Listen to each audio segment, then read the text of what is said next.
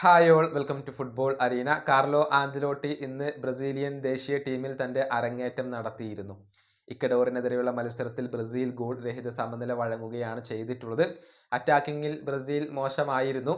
കേവലം 3 ഷോട്ടുകൾ മാത്രമാണ് ബ്രസീലിന് ഉതിർക്കാൻ കഴിഞ്ഞിട്ടുള്ളത്. പക്ഷേ ഡിഫൻസ് സോളിഡ് ആയിരുന്നു എന്നുള്ളത് എടുത്തു പറയാതിരിക്കാൻ വയ്യ.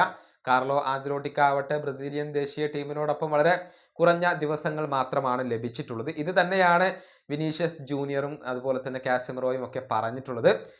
ആഞ്ചലോട്ടിക്ക് 2-3 ദിവസങ്ങൾ മാത്രമാണ് ലഭിച്ചിട്ടുള്ളത് എന്നാണ് ഇപ്പോൾ വിനീഷ്യസ് പറഞ്ഞിട്ടുള്ളത്. അദ്ദേഹത്തിന്റെ വാക്കുകൾ ഇങ്ങനെയാണ്: ആഞ്ചലോട്ടിക്ക് അദ്ദേഹത്തിന്റെ പ്ലാനുകൾ നടപ്പിലാക്കാൻ ആവശ്യമായ സമയം ലഭിച്ചിട്ടില്ല.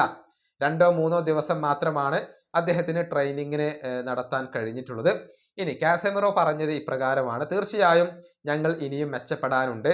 ഞങ്ങൾ പതിയെ മെച്ചപ്പെട്ട് വരുന്നുണ്ട്. പുതിയ പരിശീലകൻ എത്തിയിട്ട് 2-3 ദിവസങ്ങൾ മാത്രമാണ് പിന്നിട്ടിട്ടുള്ളത്. ബ്രസീലിയൻ ദേശീയ ടീമിൽ തിരിച്ചെത്താൻ കഴിഞ്ഞതിൽ ഞാൻ ഹാപ്പിയാണ്. ഇതാണ് കാസമിറോ പറഞ്ഞിട്ടുള്ളത്. കാസമിറോയും വിനീഷ്യസും മോശമല്ലാത്ത രൂപത്തിൽ കളിച്ചിട്ടുണ്ട്. കാർലോ ആഞ്ചലോട്ടിക്ക് കീഴിൽ രണ്ടുപേരും മികച്ച രൂപത്തിലേക്ക് മാറും എന്ന് തന്നെയാണ് ആരാധകർ പ്രതീക്ഷിക്കുന്നത്. അടുത്ത മത്സരം പരാഗ്വെക്കെതിരെയാണ്. ആ മത്സരത്തിൽ ബ്രസീലിന് വിജയം അനിവാര്യമാണ്. ഈ വീഡിയോ അവസാനിപ്പിക്കുന്നു. അടുത്തൊരു വീഡിയോ വീണ്ടും കാണാം.